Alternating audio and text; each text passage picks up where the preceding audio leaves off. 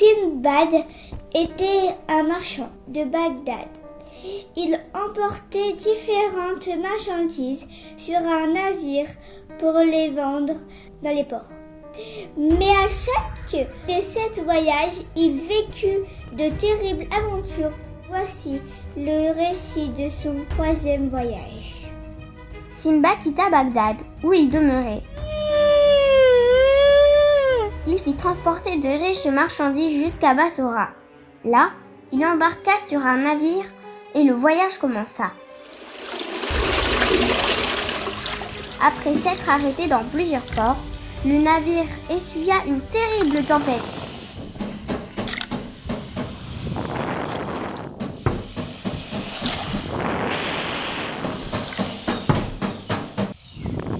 Le capitaine dut mettre le bateau à l'abri et prévint ses hommes.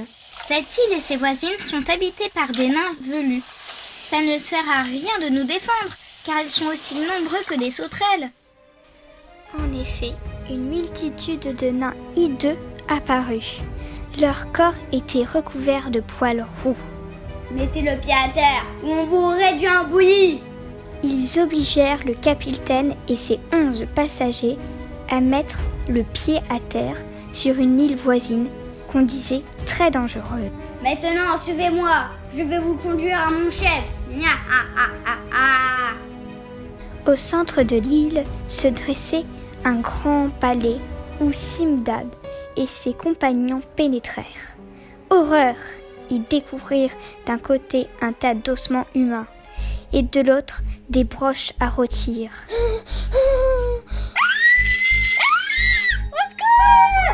Au secours! À nous! À l'aide! Au coucher du soleil, une porte s'ouvrit avec un grand bruit. Un homme au poil noir, haut comme un palmier, fit un pas en avant. Il avait au milieu du front un œil unique, rouge et brillant. Ses dents de devant étaient longues et pointues. Sa lèvre inférieure pendait sur sa poitrine. Ses oreilles d'éléphant lui couvraient les épaules. Eh bien, on dirait qu'une bande de marins s'est portée volontaire pour me servir de dessert aujourd'hui. Voyons, qui va passer le premier à la casserole? Le géant se baissa, saisit Sindbad par la nuque et l'examina. Rien à manger là-dedans. Le trouvant sans doute trop maigre, il le relâcha, puis il ramasse le capitaine le plus gros de toute l'embrocha, le fit rôtir sur le feu et le mangea après ce repas. Le géant se coucha et se mit à ronfler aussi fort que le tonnerre.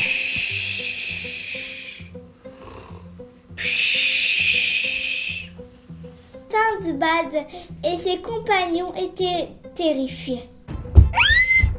Au secours! Au secours! Au secours, au secours! Au secours! Qu'allons-nous faire? Si on reste là, il va tous nous dévorer un par un. Attendons demain.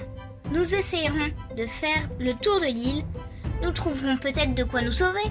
Au lever du soleil, le géant sortit du palais. Les prisonniers en profitaient pour cueillir des herbes et des fruits et faire aussi le tour de l'île. Il y avait beaucoup de bois. Le long de la mer, Sindbad proposa. Construisons des radeaux. Même s'ils sont fragiles, je préfère mourir noyé que dévoré par l'ogre. Tu as raison. Tu as raison.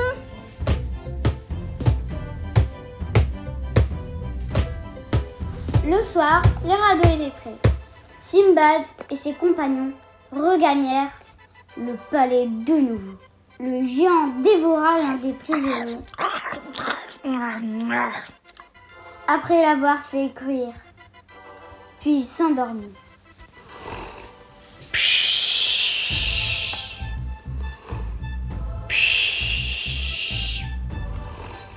Nous devrions profiter qu'il dorme pour nous enfuir.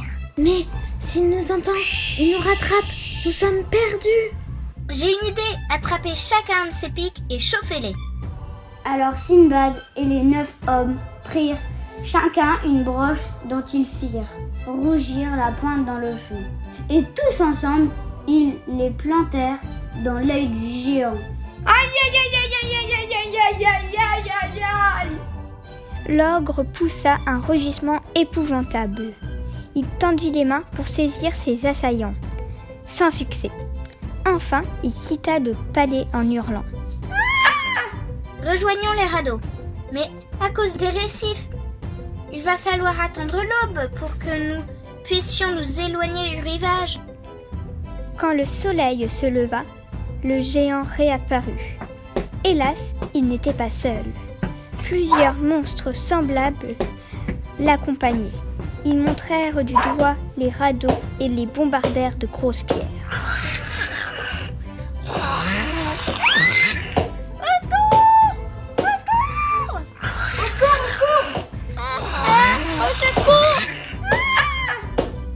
Seul le radeau de Sinbad échappa au massacre. Il n'y avait plus que 3 survivants.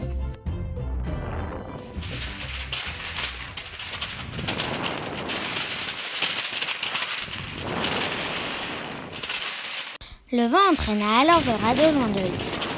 Pendant un jour et une nuit, il fut ballotté à la crête des vagues. Il s'arrêta enfin dans une crique et les 3 survivants débarquèrent. Épuisés, ils s'endormirent ensuite sur le rivage. Il faisait nuit noire quand un grincement les réveilla. Un gigantesque serpent rampait en raclant le sol de ses écailles.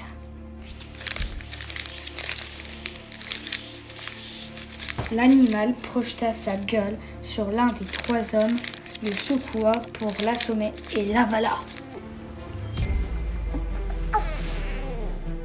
Grimpons à cet arbre.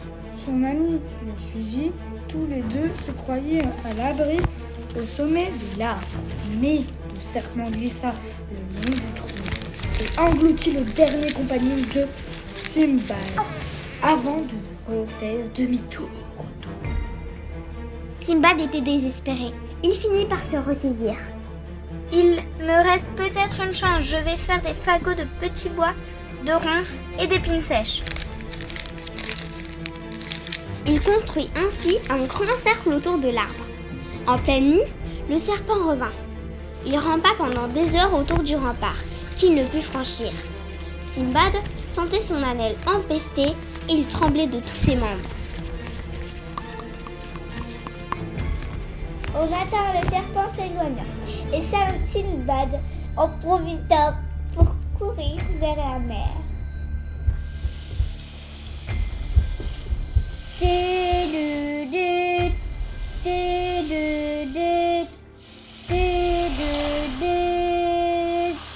Un navire, pourvu qu'il me voie.